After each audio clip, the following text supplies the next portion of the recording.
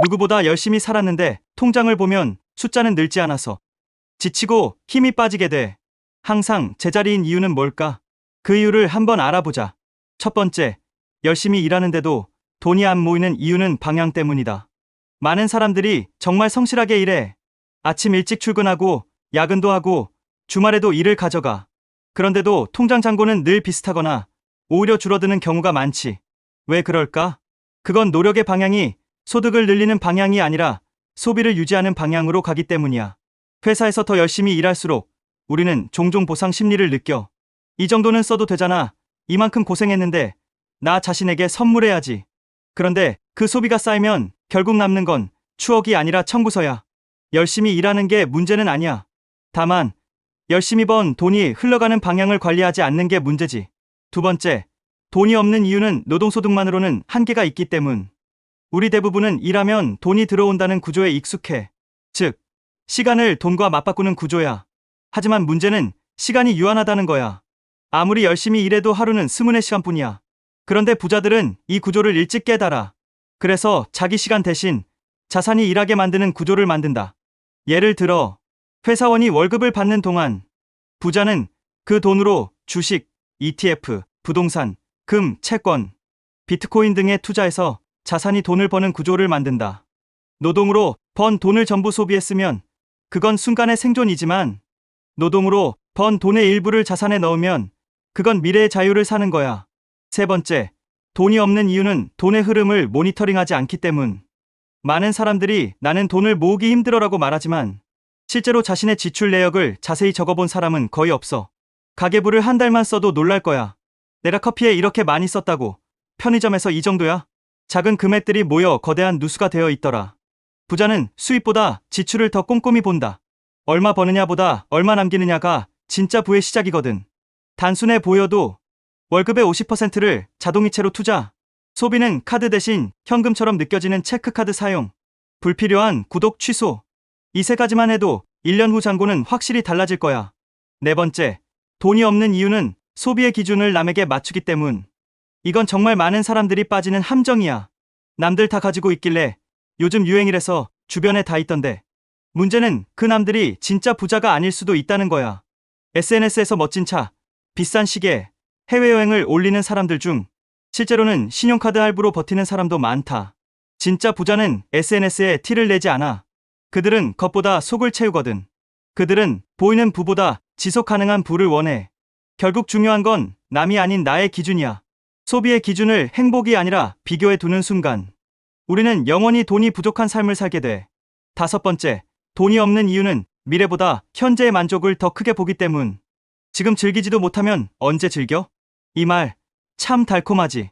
하지만 인생은 길어. 지금의 작은 포기가 미래의 큰 자유를 만든다. 부자가 된 사람들은 대부분 이렇게 말해. 나는 한때 불편하게 살았다. 하지만 그 불편이 나를 자유롭게 만들었다. 지금 10만 원을 소비하면 순간의 행복은 주지만 그 10만 원을 투자하면 복리로 돌아올 때는 그때의 행복은 10배, 100배가 되어 돌아온다. 여섯 번째, 돈이 없는 이유는 돈 공부를 하지 않기 때문. 열심히 일하지만 돈이 모이지 않는 사람들의 공통점은 돈을 버는 법은 배웠지만 돈을 다루는 법은 배운 적이 없다는 거야.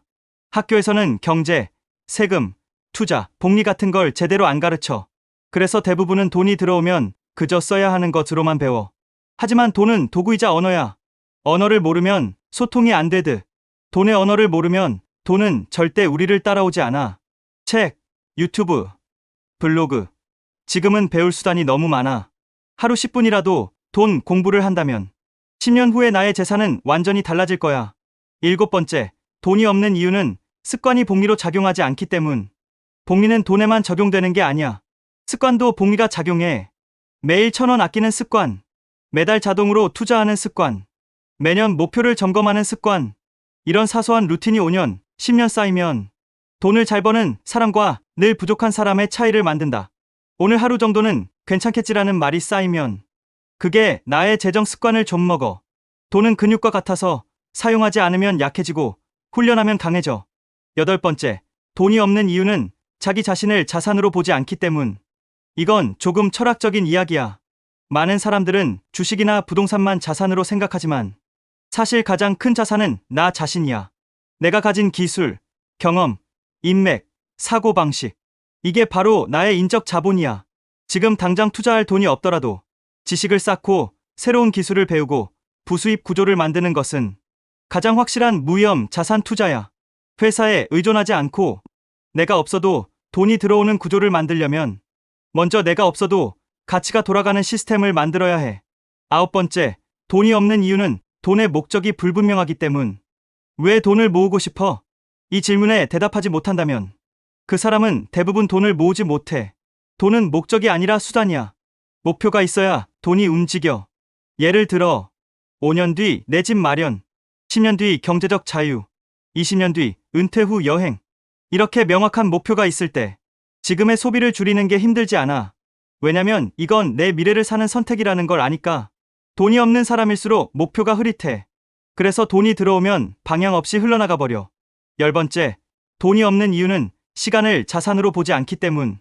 가장 큰 착각은 이거야. 돈이 없어서 투자 못해. 하지만 진짜 자산은 시간이야. 20대, 30대의 시간은 10억보다 가치 있어. 그 시간에 투자하면 봉이가 살아 움직여. 늦게 시작해도 괜찮지만 지금 시작하지 않으면 평생 늦는 거야. 돈이 없을 때 해야 할 건 절약이 아니라 시작이야. 작게라도 투자하고 꾸준히 배우고 나를 키워.